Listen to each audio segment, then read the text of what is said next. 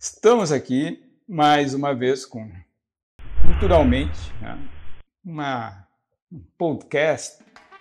Programa de rádio. Podcast é chique, né? Chique. Programa de rádio que conta com a disponibilidade de algumas imagens, mas situando então as pessoas que se interessam pelo programa, a ideia é falar sobre cultura, misturando cultura com aspectos da mente, com eventualmente dificuldades que a nossa mente nos oferece. Então, um programa informal que a gente chama amigos para falarmos sobre temas bem relevantes e, claro, misturando um pouco com o que é a vida de cada um de nós. Hoje estamos com Eugênio Grevet.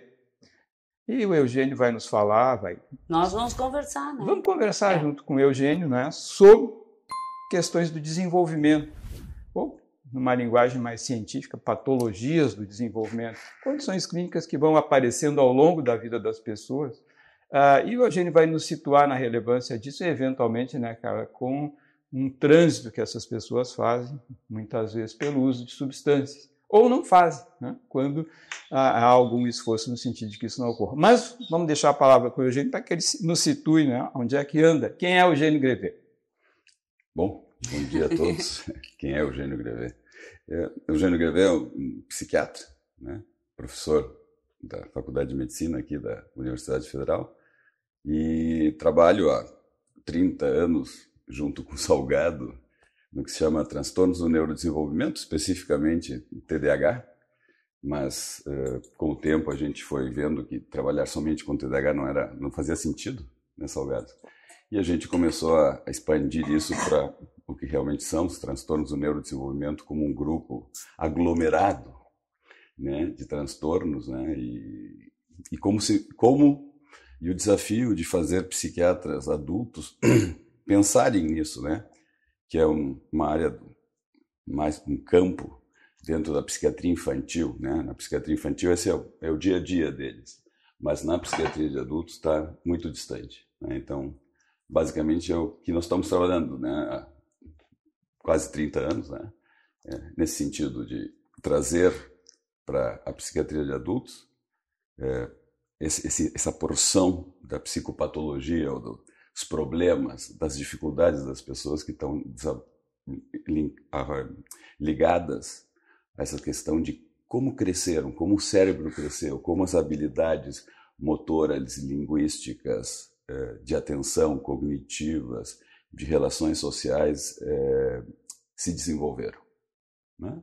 Isso é o que trabalhamos, basicamente pegando duas pontas, né? A genética disso e a parte mais do dia a dia, a clínica que a gente chama, né? Como isso se expressa no nosso dia a dia. Como ela se expressa é muito mais até sutil e divertido, né?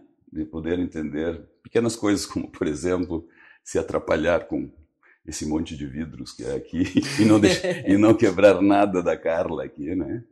E é isso, basicamente. Mas, Eugênio, antes da gente navegar profundamente nas águas da psicopatologia, mas quem é o Eugênio? O que o Eugênio faz na vida? Que veio ao mundo o Eugênio Grevet? Um ser epifânico. Não, isso aí foi ontem.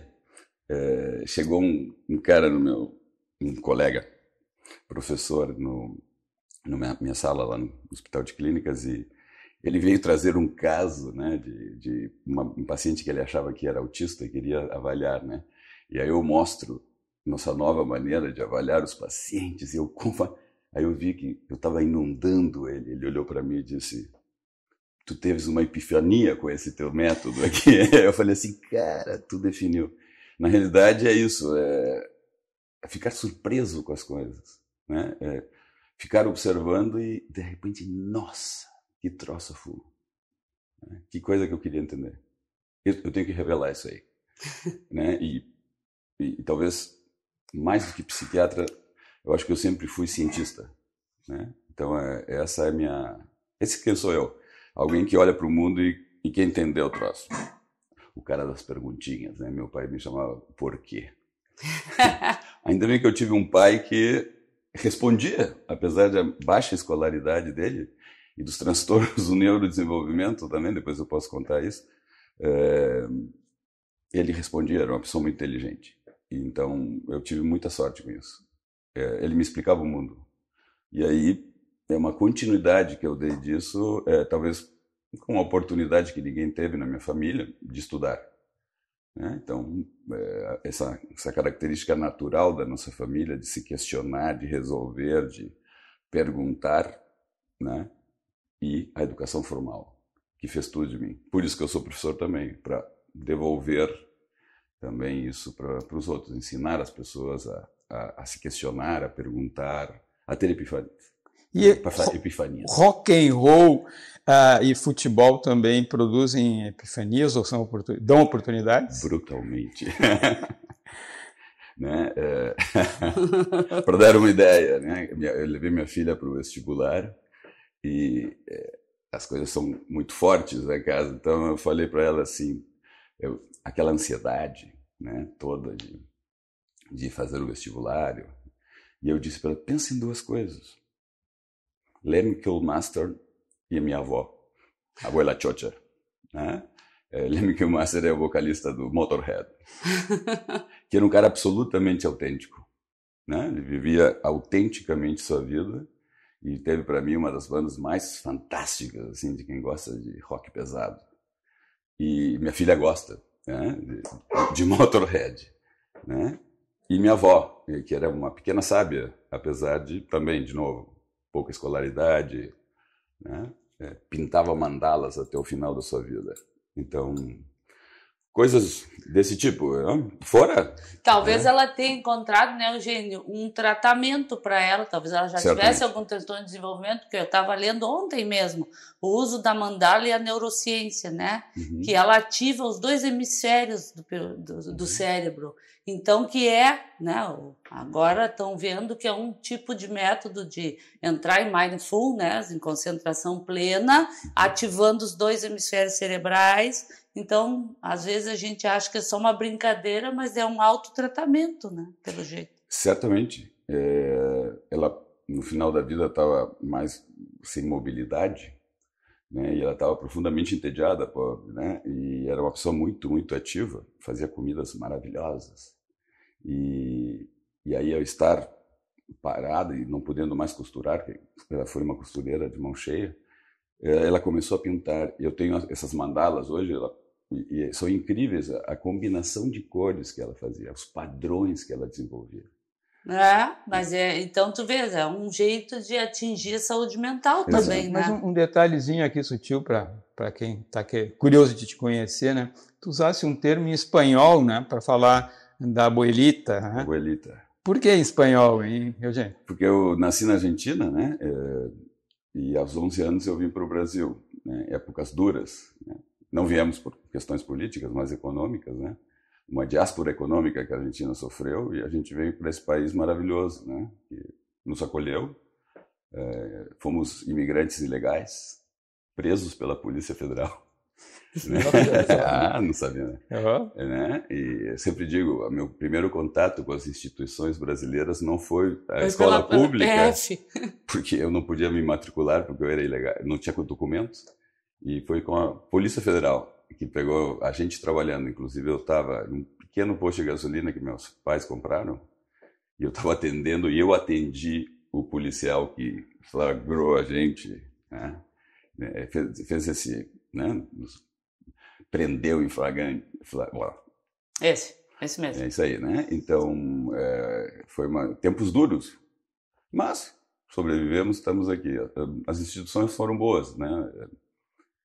Conseguimos depois a documentação, né? Documentos para, não sei se vocês sabem, mas documentos para estrangeiros, eles têm uma cor bizarra, né? Tipo rosa. Né? Então não é uma green card, é pink card no Brasil. O Brasil é mais colorido. É mais colorido. Não necessário, mas era uma coisa assim que tu puxava uma carteira cor de, né? Era uma coisa então era uma coisa diferente, assim, uma carteira cor de rosa. Parecia a pantera cor de rosa, se lembram? Então a gente era meio a pantera cor de rosa, meio estranhos aqui. Me lembro eu vestindo as meias para ir jogar futebol a primeira vez, umas meias até o joelho e uns all-star que parecia uma bamba. Assim, duro que é. Duro, cara. Então, assim, é umas coisas de entrar na cultura, falando de cultura, né? É uma cultura hiper diferente, apesar de quase igual. Muito estranho, né? Somos gaúchos, mas tem as diferenças. Muitas diferenças, né? Para melhor. Acho que essa coisa essa quantidade de estímulos que a gente sofre aqui é fantástico, né? Essa coisa multicultural, de muitos lugares, né? O lado africano, assim, que é fantástico, que na Argentina não tem, né? E no Uruguai tem. No Uruguai já tem bastante. Exatamente, mas aqui a gente começa a adentrar no Brasil, né? Então é quase como ter ficado um pouco em casa e ter conhecido o Brasil. Bem. Interessante esse ponto, né? Ou seja, essa tua... Estamos tomando chimarrão, né? Essa tua cabeça motora, ou esse teu motor cerebral, então, acabou achando aqui no Brasil um espaço grande para se aventurar, para se experimentar, né? E, repito, passa pelo rock brasileiro também, ou esse não pegou? Não pegou. Isso é interessante, né? Tem umas coisas que eu fiquei com o pé lá, né? E o rock para mim é Charly Garcia, né? Serú Girán, essas coisas assim que eram impactantes, epifanias, né? Que são essas coisas que a gente vai tendo na vida, né? São grandes, tipo, nossa, aqui eu encontrei. Mas se nós pensarmos, o rock gaúcho puxa um pouquinho mais para lá do que o outro rock do resto do país, né? É verdade. Aquele rock tradicional gaúcho, anos 70, 80 ali. Mas para quem escutou Charly Garcia sabe o abismo. A diferença, né? Era um cara que era... né? Tá ainda, né? Ele tá aí. Tá mal ainda, mas...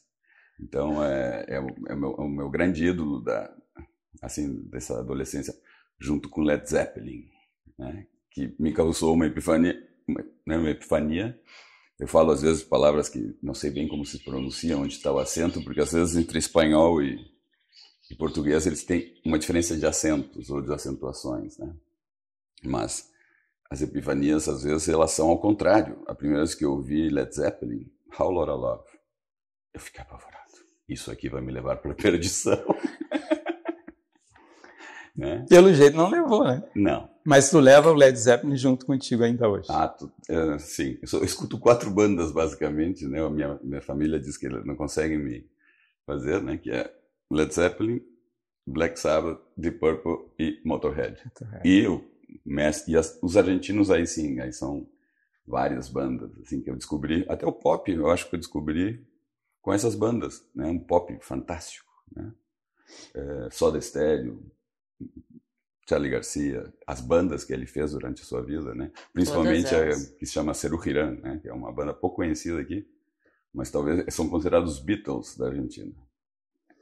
Mas não tem nada a ver com Beatles, estaria mais pro Pink Floyd da Argentina. Acho que sim, né? Gente com 11 aninhos, né, que fosse atropelado, digamos, por uma contingência econômica, né, e lançado de paraquedas sem documentos, sem lenço nem documento, em pleno Rio Grande do Sul. Né? Então, a gente estava propondo a ideia de falar de desenvolvimento, né? Então, tens o teu desenvolvimento e hoje em dia tu observa o desenvolvimento de muita gente com uma forma muito, digamos, cheia de curiosidade, como tu estava deixando claro. Então, como é que enxergar assim, o Eugênio que cresceu tanto na Argentina, ficou tão marcado, né, por coisas da cultura ali intensas, por um púber adolescente que estava... E aí, daqui a pouco é abduzido para o Rio Grande do Sul, né, e, te desenvolvesse. Como é que foi a coisa? Eu sei que passou pelo futebol, parece que o futebol tu conseguisse, digamos, te harmonizar aqui com o Sul, não ficasse brigado com o futebol brasileiro, né? Interessante isso, né? Em termos de desenvolvimento, né? Porque eu acho que o que eu estudo se mistura com o meu desenvolvimento, sem dúvida, né? Claro que eu, enquanto desenvolvia, não sabia, né? E a revelação e epifania, né? Ela fazem parte de tu organizar o desorganizado. Eu estava pensando isso ontem, né? Os transtornos mentais, em inglês, é disorder, que é a não ordem, ou a desorganização, a desordem mental, né? E todos nós, tendo transtornos do neurodesenvolvimento ou não, temos que dar ordem à nossa desorganização mental natural da vida. Eu sempre digo que a vida parece um quadro do Escher, né? Que tu essas muito, né? Aquela coisa do paradoxo do não fazer sentido e fazer todo sentido. Né? Então, o desenvolvimento, para mim, é um quadro do Escher, assim, tipo um troço que tu olha e diz, tem algo errado. Uma perspectiva perturbadora. Perturbadora. Sim, desenvolver e fazer a diferença entre essa desordem do desenvolvimento e o desenvolvimento, que é complexo, que é... Né? Hoje a gente sabe muito mais aquela coisa, adolescente é difícil, isso é da adolescência. Nós cada vez mais vemos que não é assim, que talvez nós tenhamos mais disorders do que a gente tinha o hábito de pensar. Vou dar um exemplo, voltando à pergunta do Salgado, né? Vir para o Brasil e não jogar futebol, talvez por um transtorno da coordenação motora, teria sido um desastre. Por acaso, eu tinha uma coordenação motora suficientemente para jogar futebol razoavelmente bem. Né? Então, eu era entre reserva e titular das seleções do colégio, aquela coisa. Então, né? Mas teria sido terrível se eu não jogasse futebol. Né? Eu sempre gostei. A adaptação teria sido pior. Muito difícil, porque jogar futebol, pelo menos na nossa época, não sei, deve ser como não jogar videogame hoje. A gente passava tardes na praça ou na rua jogando. Isso é uma outra coisa. Quando eu cheguei no Brasil, eu fui morar na Zona Norte, num bairro perto do Morro Santana, né, no Jardim Sabará, em que havia tipo uma mistura de uma comunidade bem pobre, né, bem pobre, se chamava Vila Margarida, né, o Sabará e os blocos onde eu morava. Né, então havia tipo um blended, uma mistura disso, né? Então eu me criei com essa turma, eu entrei em contato com, digamos assim, um Brasil profundo, né? Sim, uma mistura, né? O Brasil inteiro num micromundo ali. Gangues, traficantes, nunca passei nenhum tipo de problema, mas estavam lá. A gente tinha que se cuidar na rua. E o que unia todos nós? Tem uma história legal. O futebol. Uhum. Quem era o goleiro? O guri com disritmia, que tomava Gardenal. E ele ficava no gol babando. E eu disse, o que tem esse guri? Coitado. E aí as bolas passaram e ele 2 horas depois movia o corpo em direção da bola. Ele era quase um poste. E era eu não sei o que. Sim, mas totalmente integrado, né? Integrado, tu vai pro gol. Mas botava no gol. Exatamente. Mais ou menos, né? Porque ele tinha maldade de dar umas boladas, provavelmente. Não, e sofria o bullying, né? E um guri que estava maltratado. Sim, porque estava mal medicado. Né? Então estava lá, mas me lembro que as pessoas diziam que ele tinha disritmia. E tomava Gardenal. E tem até essa frase, né? Tu tomou teu Gardenal hoje, né? Então... Isso mostra a prevalência do troço. Sim. Não, e era um uso de Gardenal na nossa época de criança e adolescente tremendo, né? Tremendo. Era o remédio, né? Como talvez hoje são pequenas doses de antipsicótico, né? E talvez nós também só tínhamos o eletro, né? Encefalograma. Exato. Que aí sempre, um hiperativo vai dar um eletro desritmiado. Desritmiado e vai lá um Gardenalzinho, um antipilético, né? Anticonvulsivante. E então era o que se pensava, eram algumas coisas que... Tu falaste rapidamente do bullying, né? Bom, um argentino, um sotaque esquisito, meia comprida até o joelho. E como é que era se engajar? O futebol te salvou? Nunca sofri bullying. Isso é uma coisa interessante, né? Eu acho que, às vezes, como minha cabeça é meio rápida, às vezes, né? Devolvia. Né? Mas também teve uma situação interessante, né? Que tinha 2 caras muito fortes, que eram muito meu amigo, e eu dava cola para eles. Como eu ia bem no colégio, eu sempre fui, né? Eu garantia eles a segurança. A segurança. Então, eu disse assim, me arriscava passando as notas, né? Que a cola nos colégios é uma coisa generalizada, o papelzinho amassado que tu joga pro colega. Né? Então, isso me garantiu parte da segurança, mas também porque eu fui bem tratado, ou seja, não... como não podia me matricular no colégio público, me matriculei no colégio religioso, Dom Luiz Guanella se chama. E um colégio que tratava muito bem as crianças, né? Nunca vi nada, né? Então acolheu a nossa família. Eu fiz a 7ª e a 8ª série aqui. Depois eu fui para um grande colégio, né? Que realmente porque eu queria fazer medicina desde sempre. Eu tenho uma tia que faleceu recentemente, semana retrasada, que era médica, né? Morreu com demência. Depois eu posso contar as coisas, né? E ela foi sempre, eu disse, eu quero ser que nem ela, né? E então, quando eu terminei o primeiro grau, como se dizia, o ensino fundamental, eu pensei assim, eu tenho que ir para uma escola forte para poder passar no vestibular. E havia 3 ou 4 escolas fortes em Porto Alegre, né? Uma delas era o Dom João Becker, né? E era difícil de passar porque era o primeiro vestibular que se tinha que fazer. Havia 3 cursos no Becker: Química, Publicidade e Secretariado, né? E eu disse, eu tenho que fazer Química porque vai me ajudar para o vestibular, senão não vou, né? Ia ter muita Química, muita Física, e matérias que eu gostava, né? Então eu fiz um primeiro vestibular e eu consegui passar, né? Para a escola mesmo.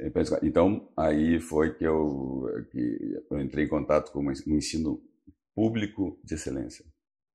Era a época em que estava se abrindo o polo petroquímico, né? Sim, aí teve investimento na química, né? Na química. Uhum. Então, mas tu falaste... E aí, então, claro. Isso foi uma coisa que a escola pública, depois eu estudei sempre em escola pública, estudei na URGS também, e realmente, então, a escola pública de qualidade faz uma diferença, tremenda, né? Para um guri que vinha de um bairro, né? Eu não tinha dinheiro para passar na PUC, como quase todos nós, né? Naquela época. Então, era importantíssimo tu ter uma boa. Então, essas foram as organizações da minha vida, talvez. Pequenas decisões que a pessoa tem que tomar, que ainda bem que eram naturais em mim, porque se não fossem, seria um problema. E aí que a gente se desorganiza. Às vezes, pequenas coisas na nossa vida nos levam para outro caminho. Não quer dizer melhor, pior, mas aí os desafios podem ser piores. E talvez, né, Eugênio, pensando em tratores de desenvolvimento, quem tem mais recursos em termos de inteligência e tudo, talvez consiga tomar essas decisões, né? E aí tem as pessoas que não têm tanto recurso da inteligência, ou de pais mais continentes, ou de uma comunidade que consegue adaptar melhor a pessoa a ter esse recurso pessoal de treino, né? E isso é o que a gente vê muito hoje em dia, né? Que são pessoas aqueles do transtorno de desenvolvimento que se adaptam porque tem um recurso maior de inteligência ou emocional, um círculo social, sócio-familiar, e aquelas pessoas que não têm, né? Como é que fica um transtorno de desenvolvimento? Que bonito isso. Na realidade é isso. As camadas que são ambientais, tipo um ecossistema saudável, um ecossistema social, um ecossistema de educação, né? Vão te organizando. Mesmo que tu já com uma fiação, já né? Dando um choquezinho de vez em quando. Exato. Então, como nosso grande mestre Clayton Baú sempre diz, né? As causas do que temos são orgânicas. Os tratamentos são todos ambientais. Mesmo quando a gente toma um Tilenol para dor de cabeça, não, é uma coisa ambiental. É do ambiente que aquilo vem. Então, assim que nascemos, estamos jogados no ambiente. E se esse ambiente nos organiza, a gente tem muito mais chance. Então, organizar todas as questões que, às vezes, não é tão fácil de olhar para esse quadro do Escher e dizer assim, então eu ponho aqui, tiro aqui, agora entendi a lógica. Não é tão fácil. Às vezes é muito, muito difícil. Né? E às vezes o transtorno de desenvolvimento tem uma lógica diferente, né? Tipo, sei lá, vai fazer a mandala, tem gente que consegue botar uma harmonia de cores. E tem gente que tem a sua Exato. própria... que tu olha e tu não entende. Tem que é gente isso? que não entende nem o que é aquilo, que cor eu vou botar, tá louco? Né? E não consegue nem botar no quadradinho da mandala, porque tem um espaço para tu colorir e tu tens que ter essa topografia. E às vezes tem cérebros que não a têm. Né? E geralmente esses ensaios são retrospectivos, nunca são enquanto tu tá vivendo. Vou dar um exemplo. Todo mundo sabe que eu sou disléxico, né? E todo mundo... Agora sim, agora o mundo inteiro. Agora todo mundo Não, culturalmente é interessante, porque o mundo que eu conheço é meu mundo só. Eu não conheço o mundo do outro, nem o mundo de verdade. Isso é outra coisa das perspectivas, né? Então, no meu mundo... No teu mundo as pessoas sabem. Todo mundo sabe. Tu, né? Então, vocês são meu mundo. E a partir disso, eu era disléxico. E eu tomava... Tu era? Não, porque hoje eu não preciso escrever. Tem Word, tem ChatGPT.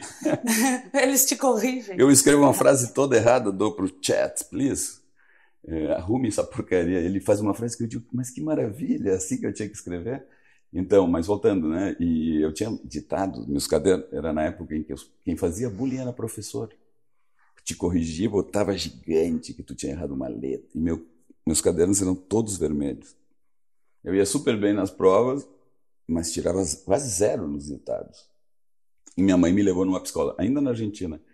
E ela olhou meus cadernos, tudo, e ela olhou para minha mãe, o famoso, vai passar quando ele crescer. Tadinho. Vai passar. Se ele sobreviver... Eu me lembro dessa consulta, eu e minha mãe, vai passar. E minha mãe levou o caderninho, né? E me dá vontade de voltar no tempo e dizer para a moça, não vai passar.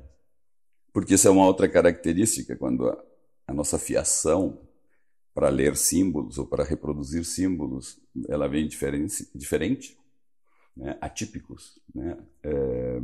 Neurodivergentes, ou seja, não gosto desses termos, depois eu posso até falar disso, mas então, não tem passar geralmente. A gente se adapta, a gente dá um jeito, mas os que não dão, e aí entra no que tu estava falando, né? Os que não dão um jeito é o problema. E a gente tem que ajudá-los, porque se pode ajudá-los a dar um jeito. Por exemplo, o que acontece hoje no vestibular, né? Meu filho é disléxico também. Ele teve uma sala para ele, se ele precisasse alguém ler a questão para ele, alguém leria. Se precisasse escrever por ele, também escreveria. E a sua redação foi corrigida para um disléxico, ou seja, ver se tinha ideias, se ele estava concatenando essas ideias minimamente para ver se tinha uma estrutura, né, acadêmica, natural na sua cabeça. Então isso são avanços que a gente teve de entender essas atipias, né, ou essas dificuldades, essas desordens. Mas por que tu não gosta desses termos? Neurodivergente? Atípicos, neurodivergentes. Porque, pensando na curva de Gauss, na realidade eles não divergem de nada, eles são parte do espectro do mundo. Né? Então, mas como eles se colocam meio distantes do centro, eles são considerados atípicos. Né? Então, quem é atípico do centro ou eles? Claro, por serem poucos... são fora da curva, né? Mas não estão. Não, estão na ponta. Exato. Então não são divergentes, não são outra curva. Raramente a gente tem em psiquiatria outra curva. Raramente, né? Eugênio, assim, Não sei se ficou claro, mas eu acho que não são... Te perturbar um pouco, assim, nessa conversa, tu te apresentasse com um cara que sempre quis fazer medicina. Um jovenzinho, queria fazer medicina e fez. Né? Mas aí começa a falar que é psiquiatra, profissional, alguém que trata da mente. E tu vem nos falar de fiação, né? E tu fala de genética. Isso é uma sacanagem, falei de ecossistema. E fala, e ainda contextualiza isso num ecossistema, né? Um pouquinho. Né? E, bom, uma interação do ambiente, o remédio vem do ambiente, mas o que um médico da mente está falando de fiação? E mais, curva de Gauss. Que diabo é isso, né? Curva de Gauss, o que médico está falando de curva de Gauss? Fiação, repito. Né? Eu quero médico da mente. Como é que é isso? Eu ia ser físico, eu passei em física. Passei muitos anos pensando o que é a teoria da relatividade. 10 anos eu passei a ter um sonho, né, que me deu uma epifania. Outra? Né? Outra, deixa eu pegar aqui. E aí que eu entendi o troço. Entendi. Coitado de mim. Mas mais ou menos entendi. Não. Para ser o que somos, eu sou na residência, eu faço preceptoria de psicoterapia e orientação analítica, né? Tu sabes como eu gosto da literatura analítica, né? Se a gente faz se a gente separa direitinho as coisas, a gente pode misturar. Então, eu sou um neuropsiquiatra, um pesquisador, uso estatística e posso vir para a subjetividade, para até aspectos sociológicos. Estamos trabalhando em saúde mental, na atenção primária. Como levar essa complexidade para um atendimento de atenção primária, né? Que é como eu faço os médicos de atenção primária olharem para o desenvolvimento, que é físico e mental. E principalmente em adultos, né? Exato. É o desenvolvimento passado, né? Que já aconteceu. E que Freud dizia maravilhosamente, por outro motivo, mas dizia que cada fase se construía na ruína da fase anterior. E é como se nós temos nossas construções e ruínas. Se não as mapeamos, a gente começa a trabalhar às cegas. É como voar às cegas numa cordilheira. Sempre a gente vai se dar. Então, voltando à tua pergunta, né? Tem uma formação médica, neurológica, neuropsiquiátrica, mas e eu considero que esses fenômenos são todos neuropsiquiátricos, né? São neurológicos, mas que devem ser entendidos na cultura, né? Por exemplo, não sei se você sabe, né, que nerds gostam de heavy metal. E as gangues de heavy metal, os grupos de heavy metal são bem saudáveis, né? Geralmente com QI acima da média. Então é um grupo de pessoas que gostam de um troço esquisito, que é uma barulheira, né? E geralmente tem essas pessoas um pouco mais diferentes, né? Então a cultura ela está embrenhada nisso, né? Essa coisa ela está junto. Então nós temos, assim, ou a gente tenta abordar todos os pés que as coisas têm dentro do campo que nós fazemos. Não sou físico, não sou estatístico, não sou neurologista, mas ter essa noção multifacetada das coisas. E aí a cultura que vocês gostam te enriquece. Por exemplo, não vou fazer spoiler porque vou matar vocês. A adolescência é um primor aqui. É um primor, as camadas daquilo. Estão discutindo o ambiente, a internet, não posso, mas tem múltiplas camadas de entendimento. E é isso que a gente tenta, essas múltiplas camadas. Quem não faz isso tem... Tu está falando da série de TV Adolescência. Adolescência. E eu acho que é bem isso, né? Se a gente consegue ter essa amplitude maior de pensar na cultura, que engloba toda essa parte do meio ambiente, engloba aquela comunidade especificamente. Nós não somos bons psiquiatras ou bons médicos, Exato. né? Exato. Se a gente pensar só no fenômeno e não na parte mais ampla, né? Se a gente pensar num diagnóstico apenas, né? Por ter vivido na Zona Norte e saber da importância que é do bairro, sempre que eu estou ensinando um residente a coletar a história do paciente, a primeira coisa que quero que ele crie o ambiente onde esse indivíduo mora. Como é a casa, onde está, quais as tensões sociais do bairro, né? Como ele vive em paz ali. Às vezes nos bairros a gente não vive em paz. Eu me lembro uma vez que, não sei o que eu falei para alguém, eu vou te encher de porrada. Eu comecei a caminhar pelo bairro me escondendo. Depois o cara nem se esqueceu de mim, né? Mas então, imagina isso a nível, se vou te matar. Então é impossível não ver em camadas. Seria uma grosseria. Tu ia dizer, tá, mas onde tu mora? O que está acontecendo? Tu está conseguindo estudar? né? Então... Sim, é porque até a própria dislexia, ela tem um curso, se tu está num determinado ambiente, ou se tu tem recursos para lidar com aquilo, ela tem outro curso se tu não tens um ambiente que te auxilie. Exato. Né? Tu já imaginou o teu pai, tu é um porquezinho. Se o teu pai não respondesse, dissesse, ô guri chato. Uhum. Eu sempre penso, por que ele não foi... A poda neuronal, como o pessoal gosta de dizer, já começaria... Por que meu pai não foi engenheiro? Ele construía barcos, balsas, motorhomes, mesmo, do zero. Era um cara quase gênio, assim, eu acho.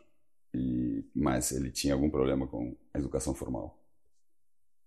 Ele realmente uma das pessoas mais inteligentes que eu conheci de fabricar coisas. Me lembro, tinha um sítiozinho, né, em Morro Reuter, por lá, né, e ele dizia, e comprou uma casa que não tinha banheiro. E um dia ele disse, vamos fazer um banheiro. Eu disse, lá vamos nós. Outro dia ele disse, vamos fazer um Ramon, um presunto cru. Eu não, tinha que matar um porco para isso. E lá íamos fazer frios. Né? Vamos fazer cerveja. E um dia a gente achou que tinha um tiroteio no bairro e eram as garrafas explodindo. Quando ninguém falava em fazer cerveja de Porto. Hoje né? As pessoas estão fazendo cerveja em casa. E sempre eram umas coisas meio assim. Tá, mas aí tu vê, né? A gente olha agora, eu também tive um pai criativo, mas assim, tu olhas agora, a gente ri disso, porque a gente saiu disso, né? Uhum.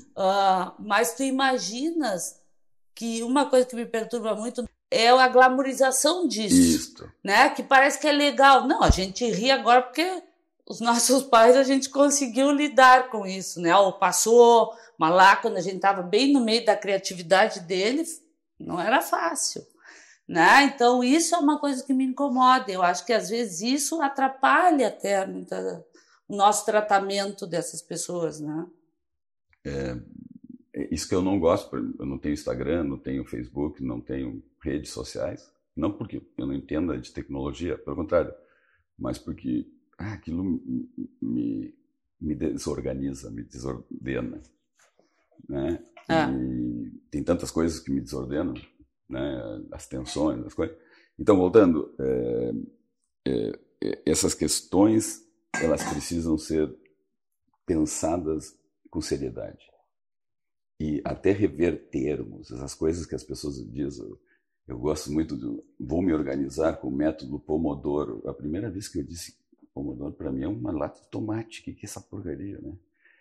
Então, é uma forma legal, as pessoas usam, não estou falando mal da coisa, mas assim, são coisas que de repente surgem, todo mundo sabe o que é Pomodoro. E até quem estuda, né, o desenvolvimento, o que é o Pomodoro, o que é o como neuro? Aí tu tem que começar a pensar. Então, colocar na mesa o problema e dissecar as suas camadas com tranquilidade, e assim, pensando qual é o segredo do padrão e como a desordem aparente entra em ordem se a gente o entende. Então, a gente tem que entender na desordem, que é como te contam a vida da pessoa, e trazê-la para essa ordem do que sabemos. E às vezes essas mídias intermediárias criam mais desordem do que ordem, criando uma legião de falsos positivos, né? De falsos diagnósticos, de falsas ordens. Não, e às vezes queimando passos bons que são importantes para essas pessoas, né? Porque, sei lá, hoje os autistas, as famílias têm todos uns recursos que são possíveis, né? E auxiliam a vida. E no momento que a gente dá um super diagnóstico, aumenta, todo mundo quer ter, para ter o ganho secundário, né? A gente está queimando espaço das pessoas e recursos das pessoas que precisam, né? E além disto, vou botar um nome hipotético, o João, ele é maior que qualquer dessas partes. Então, o cara tem que continuar sendo João. Né? Se eu for um disléxico, acabou o Eugênio. É uma característica minha, como poderia ser Eugênio é Eugênio disléxico. Isso, aí já tu estás organizando. Hipermétrope. Careca. Careca. Ainda bem que sostém eu de careca. Hoje eu mandei para meus amigos uma reportagem, né, para meus amigos desprovidos de cabelos, uma águia atacava carecas na Inglaterra. Parece um juiz com nome inglês que se chamava Fonseca. Então a realidade tem coisas inacreditáveis. A realidade também é fascinante, né? Mas tu estavas falando de neurodesenvolvimento, né? Alguma arte no meio do desenvolvimento, lembrasse das mandalas da avó. Neurodesenvolvimento, dislexia, mas lá adiante desse uma passada, ou antes, né? Déficit de atenção como uma área de interesse até de pesquisa e de prática clínica, e tu nos atualizaste que a coisa avançou para incluir aí autismo, né? O que tu enxerga nessa linha aí, se é que faz sentido pensar não só na biografia científica, né, que tu já esboçaste para nós? O que é isso? Por que a coisa vai de uma coisa para outra? Assim? Bom, tu és prova disso. A gente montou o primeiro protocolo de investigação, de pesquisa do nosso ambulatório, né, que começou em 2000, né, já há 25 anos atrás. E a gente tinha uma noção de que tu tinhas o TDAH, que foi por onde começamos, né? Por acaso, porque o TDAH foi o que eu vi. Como médico, me organizou uma desordem de um paciente, né? E eu disse, nossa, eu voava por esses canyons e não via essa montanha. E aquilo me causou a epifânia. Né? Então, é da mesma forma que o Led Zeppelin, eu disse. Aí vocês sabem como eu fico quando eu tenho uma, né? Então, voltando, eu só vi essa montanha e 20 anos depois, quase, eu comecei a ver, eu consegui subir mais alto por acaso e comecei a ver que estava rodeado de outras montanhas, essa montanha, né? Então, o TEA, né, o transtorno espectro autista, é mais uma, para mim é tão importante quanto a dislexia, tão importante. Do ponto de vista de quem tem é diferente, porque aí é central, mas para quem trabalha com neurodesenvolvimento é mais uma característica, onde tu pode ser um pouquinho mais alto ou mais baixo dentro do teu próprio, da tua própria conformação, né? Mas não tem como ver TDAH ou neurodesenvolvimento sem ver todos. Então, a importância da coordenação motora e do autismo, elas são relativamente parelhas, por exemplo, né? Os tics, tem, né? As estereotipias. Então, voltando, né? Então, qual é a diferença? O TDAH, a dislexia e o TEA, eles causam muito mais problemas do que uma descoordenação motora determinada. Se eu quero ser cirurgião, a descoordenação motora teria me destruído a vida. Então, isso é outra coisa. Que importância tem a tua montanha para o que tu tens que fazer do outro lado do vale? Então, a montanha para uma... E me veio um paciente à cabeça que ele é cirurgião e ele tem, por ter transtornos do neurodesenvolvimento, uma certa descoordenação. Alteração na coordenação. Mas ele tem que se preparar 30 vezes mais que os seus colegas para cumprir o tempo de uma cirurgia. Porque senão ele se atrapalha, desorganiza. Chega um momento que desliga, né? Mas voltando, né? Então, o TEA que tem é que é uma coisa mais básica, que é o social. A dificuldade que a pessoa com TEA tem de socializar, de não, e se nós pensarmos o próprio TDAH, né? Então, assim, tu brincaste com os copos, mas daqui a pouco não convidam mais aquela criança de tanto que quebra copo nas reuniões sociais, né? Então, são pequenas coisas que a gente não percebe. Mas vamos pensar um pouquinho, puxar agora a brasa para o nosso assado, assim. Nós temos tudo isso. Então, nós temos todos esses transtornos de desenvolvimento que a gente está vendo que são muito maiores do que a gente tinha conhecimento no passado, né? Que bom que estamos conhecendo. E aí nós vemos com coisas, os traumas da vida, né? Os pais que não são tão receptivos, os bullying e tudo, e as drogas. Todos, antes das drogas, vamos pensar os transtornos comportamentais, as telas, tudo que é uma ameaça, me parece, um pouquinho maior para quem tem transtorno de desenvolvimento. Aí, voltando ao que realmente é o transtorno do neurodesenvolvimento, é a primeira configuração. cortical, que basicamente controla quem somos, como absorvemos o mundo, como o processamos, como o julgamos e como devolvemos com ação ou não ação, ou fuga. Né? Então, é a primeira ordem do nosso funcionamento. Tá? Como meus braços se movem, como eu pisco, não tem um tique, né? Isso é um descontrole. Imagina, coitado, quem tem, ele está com um fio que é diferente, uma saída que não precisaria. Ele está se mexendo sem necessidade, automaticamente. Então ele tem uma pequena desordem. Né? Dito isso, então como é a nossa primeira configuração? Se ela correu suficientemente bem, a gente está protegido de um segundo tempo de desordens, e de um terceiro e de um quarto. Depois eu posso falar dos quartos, mas vamos falar do primeiro. Né? O primeiro que está junto com essa questão é que meu juízo crítico ele é fundamental para organizar a conduta. Né? E o que acontece com muitas dessas pessoas? Elas têm muita impulsividade, falhas de juízo crítico, são quase como dislexo. Como é que é quem não vê cores? Daltônico. Não adianta eu pedir para um daltônico não ver tal cor que veja. Ele não vê. E eles têm falhas no juízo crítico, né? Na impulsividade. Eles têm não movimentos, mas comportamentos, atitudes. Às vezes tem as duas coisas. Né? E sentimentos com as drogas que é diferente. Né? Se uma pessoa fuma um baseado e tem pânico, ele vai ser protegido, certamente, do pânico, ou tem medo de se viciar, é juízo crítico. Né? Então, uma desordem pode até te proteger. O juízo crítico é o melhor de todos, porque tu não precisa ter uma desordem para dizer, sim, cara, não vou me dar. E outras desordens da tua fiação, do teu jeito que tu veio configurado, vão te levar para o uso de substâncias.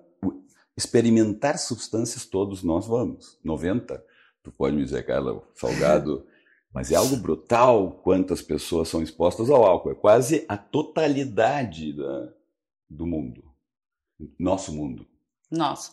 Porque se tu vai para o Oriente Médio já é outra realidade. Voltando, então, essas pessoas elas têm essa alteração de juízo crítico, tanto que o primeiro que descreveu essas coisas, não foi o primeiro, mas um dos que descreveu, é o George Steele, um pediatra, é o pai da pediatria inglesa. Ele descreveu que essas crianças tinham uma falha do controle moral. Vejam, adolescência. E essa falha do controle moral te leva a fazer coisas impulsivas e a gostar de coisas que te dão gratificação do nada. Então, uma pessoa que...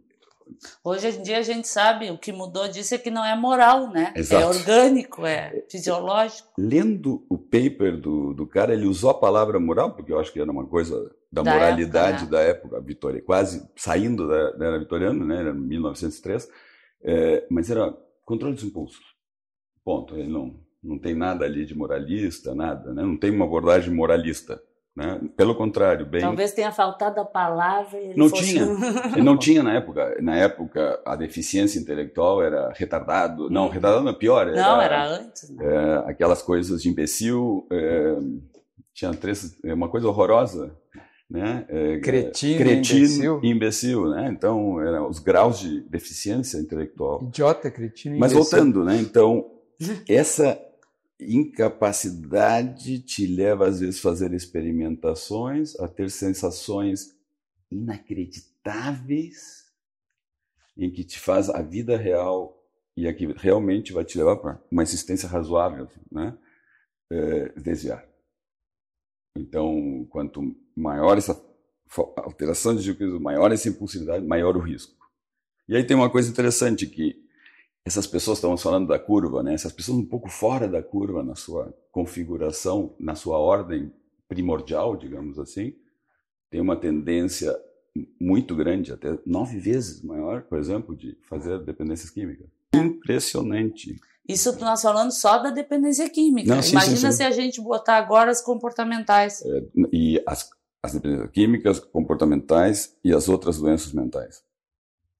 E as dificuldades sociais disso e as consequências físicas disso. Pois tu vês, né? Porque transtorno de desenvolvimento, ele pode ter comorbidades, né? Uhum. Então, ele pode ter as adições, ele pode ter mais uns transtornos do humor, ele pode ter mais transtorno de ansiedade. Por isso que começamos com o TDAH, mas nada mais faz sentido com o que sabemos hoje. E o que sabíamos há mais tempo, depois, né? A gente tem que ver os transtornos do neurodesenvolvimento. Eu tenho uma especialidade maior em TDAH, evidentemente. Eu parto desse problema, dessa desordem, mas não tem como eu não ver essas camadas. Quem não vê isso não consegue fazer psiquiatria hoje em dia. Então, assim, a psiquiatria está muito complexa. Muito. Para tu poder ajudar as pessoas, tu tem que fazer esse mapeamento. E é o que nosso grupo está fazendo, né? Esse ultramapeamento das camadas. Né? Começando pela coisa bem neuropsiquiátrica. Para quê? Para a gente saber assim, quais são as desordens mais fundamentais do hardware. Sim, até porque nós aí temos... Desculpem se eu estou usando uma... Né? Porque não é fácil explicar isto. Hardware seriam os fios lá, a fiação. Tipo, são todas analogias para uma coisa que, inclusive, não entendemos completamente. Mas a gente sabe que é do seu arranjo. Não, e o quanto isso é importante cada vez mais, né? Porque agora a gente vê, tu fazes um diagnóstico e tu fazes uma psicoeducação pro próprio paciente. Escuta, tu não é maluco, tudo que tu sente tem um sentido, tu tem isso.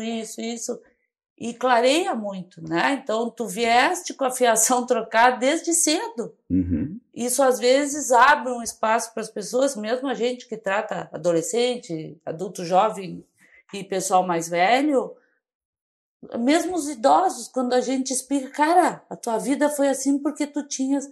Isso dá uma mudança, muitas vezes, mesmo na idade mais... avançada para a pessoa, né? Dar uma localização no mundo. E se tu pegar... Tem uma coisa, só uma coisa que é recente, assim, né? Tem uma super meta-análise, para quem não sabe, é uma compilação de estudos, para tentar uma média de quando coisas acontecem, ou como coisas funcionam. E uma desses hiperestudos que pegam todos os estudos existentes e fazem um resumo, basicamente, era sobre um resumo de quando os transtornos mentais acontecem. Quando os transtornos mentais iniciam. Então, eu trabalho com o primeiro bloco de inícios, que é do neurodesenvolvimento, o primeiro desarranjo. O segundo são os transtornos de ansiedade, que quase empatam. O terceiro, transtornos alimentares, tá? E obsessões. Junto com a ansiedade, obsessões e transtornos alimentares. Já começam as compulsões. E o próximo é dependências químicas. 19. Né? Aqui estamos em 5. Uma coisinha tipo 7, 8, 10, 11, 12, 15, 19. Final da adolescência. Em média. Tu pode ter um dependente químico com 70, 80 anos, mas é fora da curva. Né? Mas a grande concentração. E aí o interessante, todo o resto das doenças, 20. Até os 30 anos, quase tudo acontece. Então, se a gente tem uma pessoa com 25, 28, 30... Está de alto risco. Tu já tem tudo que podia... Todas as desordens já, mais ou menos, tu sabe que aconteceram. Tem depois o pico da involução, né? Quando a gente fica velho. Isso, e as alterações do envelhecer.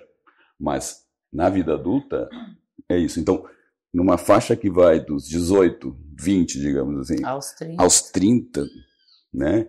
E pegando a parte infantil, tudo acontece em 30 anos.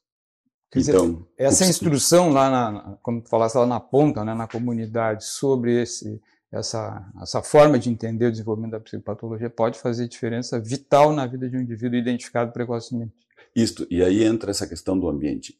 o que desencadeia isso, eu tenho a predisposição. Vou dar um exemplo. Na Idade da Pedra, eu não teria dislexia, né? Teria alguns problemas. Mas não tinha escrita, não. Exato. Então, assim, enquanto não estava escrita, não existia dislexia. Vai saber coisas que a gente não sabe que a gente tem, né? Só porque não se manifestaram, porque o ambiente não permite. Sabe que eu estava... Então, assim, só um pouquinho... Todas essas coisas, essa interação entre tem que ter o ambiente. A minha afiação e o ambiente. Tem que ter o ambiente. Não existimos fora dele. De passagem, tu falasse do álcool lá no mundo do Oriente Médio, no Oriente, o acesso é menor. Eles fumam haxixe. Todo mundo sabe que naqueles narguilés, às vezes tem umas coisinhas que pode ter outras coisas. Mas eu estava pensando numa analogia, tu falasse, né, o sujeito que não enxerga cores. Tá? Existe óculos, atualmente, tecnologia, né, para ajudar os sujeitos a enxergar cores. E eles têm epifanias quando enxergam pela primeira vez. Deslumbrante. Né? Então, por outro lado, né, pensando na pessoa que não enxerga as cores, aí, por azar, descobre que algumas drogas fazem enxergar cores que o indivíduo não estava enxergando. Né? Então, já estamos lá adiante, quem sabe a adolescência. Isso é uma prova de como o ambiente ele é capaz de modificar o nosso cérebro. LSD é ambiente. Ele não nasceu na gente. Tu dá ambiente muito especial, né, concentrado numa substância chamada LSD para a pessoa, e este ambiente que entra, essa coisa que vem de fora, isso é ambiente, para dentro do nosso organismo, faz o cara ver. Se faz assim, vem aquela coisa do Led Zeppelin, inclusive quando ele faz assim com arco, ele está tocando guitarra com arco de violino, né? E tem uma coisa né, que faz um arco-íris. Todo mundo sabe que aquilo é um efeito do LSD. Reproduzido na cultura, no filme do Led Zeppelin que eu via, eu não entendia, eu via cores, não sabia que aquilo era um barato do cara que estava tomando LSD. Então tu vê, tanto que se culpa a cultura pop de ter introduzido. A gente usa o ambiente para se divertir. Deve ser, se tu não fica psicótico, tomar LSD deve ser algo assim, uma experiência, concorda? Não vamos... Mas, vem cá, ninguém se vicia em algo que é uma experiência negativa. Eu sempre digo, ninguém come cocô, porque não dá nada, só dá asco e nojo. LSD, para um subgrupo muito especial de indivíduos, aquilo é um barato inacreditável, um videogame de Na realidade, não é verdade, né, Eugênio? Porque tem gente que sofre de coprolalia. Fagia. Não, olha só. Essa é a cara. Coprofagia. Porque, na realidade, ele sofre normalmente porque falta algum substrato.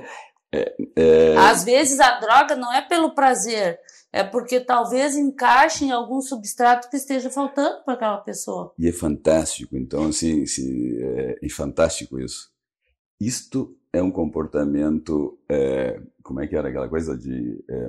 fora da curva, que chamam os autistas, ou que são neurodivergentes. Isso é uma neurodivergência. Comer cocô é uma neurodivergência. Existe como fenômeno humano, e por incrível que pareça, sim. Sim. Mas é uma neurodivergência. Ou é um transtorno alimentar, né? É interessante. Isto é uma conduta dicotômica.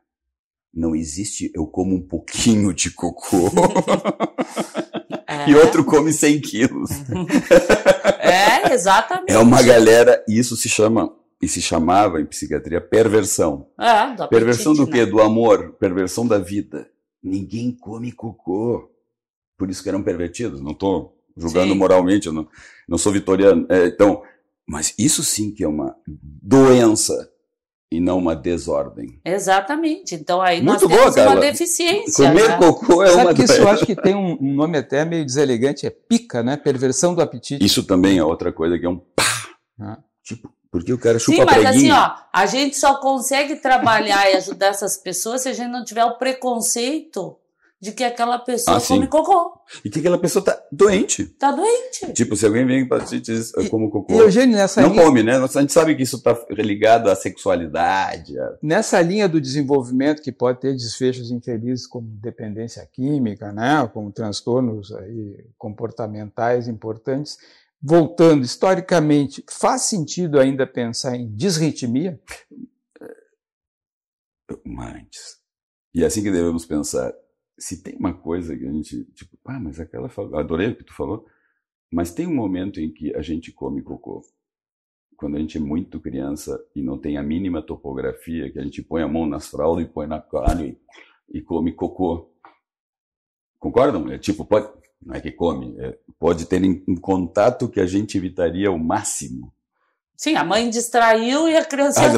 botou tudo e cagou tudo, né?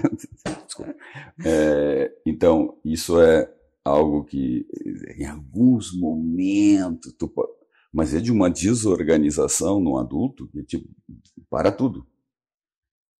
Né? Tem algo muito errado. Tem algum problema, uma doença muito séria. Exatamente. Voltando. Faz sentido ainda pensar em disritmia? Desorganizar. Isso é interessante. A psiquiatria como... Não, interessantíssimo. A psiquiatria, como lida com a subjetividade, que só pode ser agarrada ou estudada pela subjetividade, trabalha com analogias. Então, analogias para tentar trazer elementos de outra área do conhecimento, como, por exemplo, neurologia, para dentro da psiquiatria ou da área psi. E são ferramentas subjetivas para pegar o fenômeno. E, basicamente, são sempre cheias de analogias. Então, como analogia, sim, mas como concretude, não. Então, mas sim. Sim, é uma alteração de ritmo, no entanto... Pode até terem alguns, né, aquelas espículas, ok. Então, para aquele subgrupo, pode ser. Mas a grande maioria das pessoas com esses transtornos, como é que é o eletro? Normal. Aí, como eles têm desritmos em outras coisas, né, a gente fica falando ainda. Mas é uma analogia. A gente tem que, em ciência, dizer onde a gente pode ser concreto e onde a gente está usando analogias ou formas de explicar para as pessoas de uma maneira mais fácil. Por exemplo, durante toda essa conversa, eu tenho que me lembrar que eu estou falando com pessoas que talvez não estão dizendo, esse cara é doido, está falando cada coisa aqui. É difícil te expressar simplesmente de algo que eu não entendo sequer a complexidade que isso tem. Não, e eu acho importante isso, porque a ideia do culturalmente, eu acho que é justamente isso, né? A gente vê tantas coisas na rede e tantas pessoas que falam em coisas tão definitivas, né? Tão certas, isso. Que nós que trabalhamos em ciência, que atendemos pacientes, a gente não tem como ter essa certeza ainda. Talvez nunca tenhamos certeza. Porque é uma evolução, o que antes a gente não sabia, hoje a gente sabe, coisas que a gente sabia se desconstruíram e mudaram, porque quando vem alguém e me diz assim, 10 coisas que vai dizer que seu filho é autista, 10 coisas que você tem TDAH, gente, é uma certeza que nós não temos. Tu vê, às vezes tu não pensa em certas coisas, né? Mas agora tu te ouvindo falar, é bem isto, fantástico, como comer cocô, se usam pinças concretas, né, para algo tipo assim, nossa, é tão complexo, passamos 30 anos estudando muito seriamente, sendo conhecidos mundialmente, né, isso aí não, né, só pelo trabalho que fizemos, né, e a gente não entende muita coisa, e as pessoas vêm com 10 coisas fantásticas, né, então assim, nossa. Não, e às vezes as 10 coisas, para ter a certeza, nos atrapalha de novas descobertas. Porque se a pessoa se contenta que em 10 coisas, bom, eu sou TDAH, eu não descobriria que sou disléxico, que sou isso, que sou aquilo no futuro, porque eu já sou só TDAH, tá bom? Né? Vamos lá, vou voltar à tua pergunta. Uma pessoa que gosta de falar muito como eu, ele sempre... essas desordens iniciais e o uso de substâncias. Foi lá que eu encontrei o TDAH. A hiper-epifania, a epifania da minha vida. Né? Que foi quando eu e tu, Carlos, éramos colegas no nosso R4. A gente não chamava assim na época, mas era treinamento de serviço. Mas era um R4, né? Porque era nosso 4º ano de psiquiatria. O Salgado era professor lá, né? Porque já tinha passado alguns anos antes na mesma formação também de dependências químicas, né? E tinha um paciente que não parava quieto, pelo amor de... E aí a gente não sabia direito o que era a desordem dele, então a gente estava tentando encaixar a desordem. fazer ordem da desordem que ele tinha. É bipolar, é isso, é aquilo, é abstinência. Que enlouquecedor. E a gente chamou o André Palmini, né? Uma pessoa sempre atualizada, né? Um cara que está sempre... Inquieto, né? Inquieto, outro, né? Sempre com aquela cabeça rápida dele, né? E ele diz assim, amanhã eu te trago um livro. Tá. Ah, foi o Wender? Isso. E aí ele me traz um xerox de um livro. Eu digo, o que é isso aqui? Lê. E discutimos, não sei, 2, 3 dias depois. Mas tchau. Ele foi embora. Né? E eu li o livro. E aí, a maior da minha vida. Fechou. Por quê? Não pelo paciente, pela minha família. Todo mundo sabe que eu dediquei minha tese de doutorado ao meu pai, a toda a família. E eu poderia ter dedicado a várias pessoas da minha família. A desordem que eu estava contando, que eu tentei arrumar até chegar ali... Tinha nome. Sabe quando cai aquelas coisas de dominó? Se configurou. E eu disse, nossa, onde está? Por que não me ensinaram isso aqui? Por que eu não soube disso aí? Exato, isso chama TDAH em adultos. E aí, 2, 3 dias depois o cara voltou e disse, o que vamos fazer? E era um caso tão grave, que a gente disse, vamos dar estimulantes.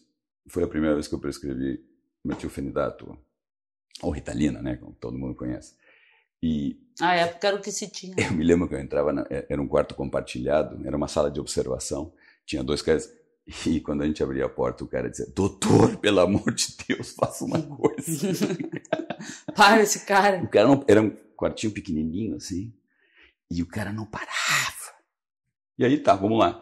E eu, assim, né, porque o cara era dependente de estimulantes, né? Demos. Um dia eu abro a porta, o cara deitado, assim, lendo um livro. Eu disse, eu tô tendo uma alucinação, não pode ser verdade. E aí outra, eu disse, nossa, o que aconteceu? E aí eu disse assim, eu tenho que entender esse troço, né? Mas, como a vida não é linear, e não há 10 coisas, porque eu poderia contar, que gênio, 10 anos depois, mais ou menos, eu encontro essa pessoa na emergência do Hospital de Clínicas. E ele me dá um grande abraço. E eu falei, e aí, fulano, como é que tu tá com metilfenidato? Tá bem? Olha, doutor, foi bem interessante. No início eu tomei tudo direitinho. Agora, um tempo, ele falou assim, eu tomava 10 caixas.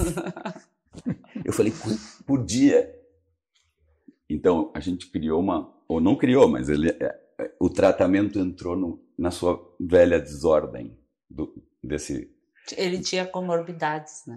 Não, e a principal dela era a dependência química, por isso que eu dizia que eu voltava. Então, assim, às vezes a gente acha que com 10 coisas a gente entende um fenômeno. E mesmo com as melhores intenções, com as melhores respostas, a longo prazo, não é verdade. Mas na corrida a gente passou pelo Wender, né? Paul Wender, né? Que identificava um texto peculiar na época que mostrava o déficit de atenção, doença de criança em adultos, que ela persiste, ela não desiste, né, de atrapalhar hoje, desorganizar a vida dos indivíduos. E quando a gente aborda, né, no adulto, num contexto de preferência, né, de segurança, né, de poder afastar outras hipóteses, parece que a vida das pessoas muda. Então tem nome, Paul Wender. Paul Wender e aprendendo, né? Wender aprendendo. Não, o cara é gênio. Eu tive a honra de dizer para ele que a obra dele tinha inspirado a minha carreira profundamente. Ele olhou para mim e disse, mesmo? Como dizendo, tá louco, como pode ter acontecido isso? Era de uma humildade assustadora. Ele recebeu um grande prêmio pela carreira da Associação Mundial de TDAH, né? Então, o Paul Wender, e sabem como é que ele começou a repensar em adultos, né, na década de 70? Foi olhando, assim, ele entrevistava crianças com transtorno hipercinético ou disfunção cerebral mínima, né, como é que se chamava o TDAH na época. E enquanto ele fazia perguntas para a criança e para o pai, porque geralmente quando a criança não se comunica bem ainda, se pede para um adulto descrever a coisa. Enquanto eles descreviam da criança, o Paul Wender começou a notar que os pais diziam, Mas eu tenho isso ainda. Eu tenho isso que ele tem. Eu me lembro que eu tinha e eu Sim, tenho. Os pais respondem E positivamente. o cara ouviu tanto isso que ele fez um estudo em que ele botou nos postes de onde ele trabalhava uma chamada para um estudo, que é um estudo genial. Para os adultos, ele descrevia as características do déficit de atenção, vieram, não é um número muito considerável, acho que são umas 20 pessoas, e ele tratou numa sequência randômica com todos os tratamentos que existiam para crianças. E o que ele viu? Que os pais tinham a mesma resposta que as crianças. E ele reinaugura... Isso é ciência. Exatamente. Então foi uma observação que ele também não estava notando, e ele diz assim, hã? E o livro dele me fez, hã? E aí, essa é a passagem do conhecimento. É um livro que te ordena o que tu não sabia, ou te esclarece o que tu sempre tinha visto. Mas dá sentido ao que tu estás vendo. Escher. Por isso que ele, para mim, é fundamental. Quem tem essas desordens, esses transtornos, eles vêm muito mais, Escher, por muito mais tempo do que pessoas. E eu vou voltar aos 10. Se eu ofereço 10 respostas para essas pessoas, eles vão arrumar um pouco o quadro, mas não vão realmente ter noção do grande panorama, porque ninguém sabe todo o panorama. Então, poder ter essa flexibilidade de que eles estão dentro do mundo, que não são divergentes, mas que tem certos ambientes pessoais de desordem, é muito importante. Tu está citando várias vezes o Escher, de um jeito que registrava Vejam os quadros e uma perspectiva peculiar, né, distorcida, peculiar, que pode ser uma das formas das pessoas portadoras de transtorno de desenvolvimento encarar o mundo, perceber o mundo. Ou seja, quem tem transtorno do neurodesenvolvimento, eu já disse que eu tenho, então minha família tem, tu vê o mundo e diz, tem algo errado. E tem só desculpa, Carminha, tem uma casa que ele inventou que tem um córrego de água, um aqueduto, que parece tudo normal, mas que se tu começar a seguir a água, cara, isso aqui não pode estar caindo aqui. Há uma desordem naquilo, numa aparente ordem. E essas epifânias, quando graças a Deus aquele aqueduto agora está desaguando no lugar certo. E eu acho que ele tem te provocar esse mal-estar pela desordem. Ele desorganiza teu córtex.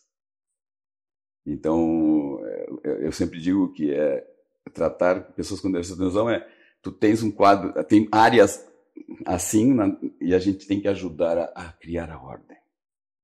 E as pessoas passam a ter esse alívio da reconfiguração, de entender o que está acontecendo na sua percepção do mundo, no seu entendimento do mundo e na sua ação. E essa analogia vale para o autista.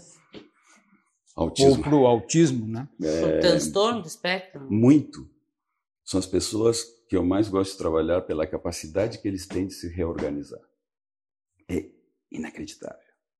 Mas tu está falando do nível... 1. Sem deficiência intelectual, sem grandes psicoses. Autismo de alto funcionamento. Né? Então, isso. Né? Essas pessoas que têm um potencial de se ajustar mais.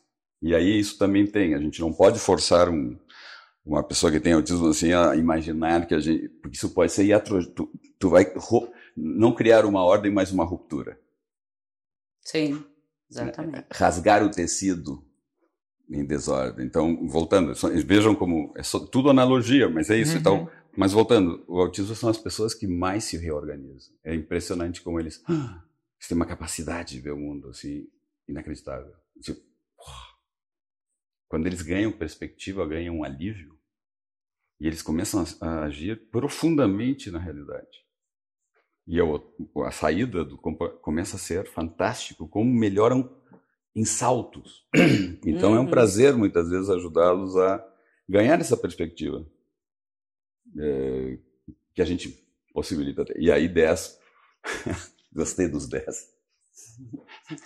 10 soluções, Já pensou no protocolo com 10 soluções, sabe? Mas tu vês, né? É que eu acho que tem uma necessidade do mundo e para os transtornos de desenvolvimento, né? Até por causa da dislexia, eu tenho dislexia, mas o pensamento do mundo, ele é linear. pensamento dos transtornos de desenvolvimento, e principalmente TDAH, dislexia e tudo, ele é um pensamento radial. Né? Ele tem um jeito de pensar que tem que formar uma rede. Se não tiver uma lógica de rede, não tem entendimento. Né? Que é mais ou menos o que tu está dizendo. O autista de nível 1 também, né? Nós temos isso. É sair do pensamento linear e ir para o 3D, 4D, né? Que é compor uma rede para entender. É muito interessante isso, porque, por exemplo, às vezes a gente é questionado de por que damos medicação para não rasgar o tecido. E aí eu vou fazer uma analogia. Se alguém é míope, eu peço para tirar os óculos e diz assim, Salgado, tira os óculos, Salgado. Eu sei que tu vai conseguir chegar. Vamos lá, né? Faz força, Salgado. Te puxa. Te puxa que tu vai enxergar. Coitado, Salgado ia ter uma dor de cabeça amanhã. Mas, Carla e Eugênio, nós estamos aqui achamos que estamos enriquecendo o mundo, né, com reflexões. Posso falar um pequeno comentário? Vai. Minha avó dizia que eu era um charleta. Quem sabe que a charleta é... Cara, esse guri não para de falar. É um porquê charleta. Por quê? É o seguinte, eu tô charlando assim comigo mesmo. Porra, eu tenho que compartilhar isso aqui, não aguento mais. Mas nós temos um tempo, né? Temos um tempo. Eu me lembro que agora pensando, eu falei para o Eugênio, ele disse, quanto tempo? Eu disse, olha, enquanto tiver o assunto.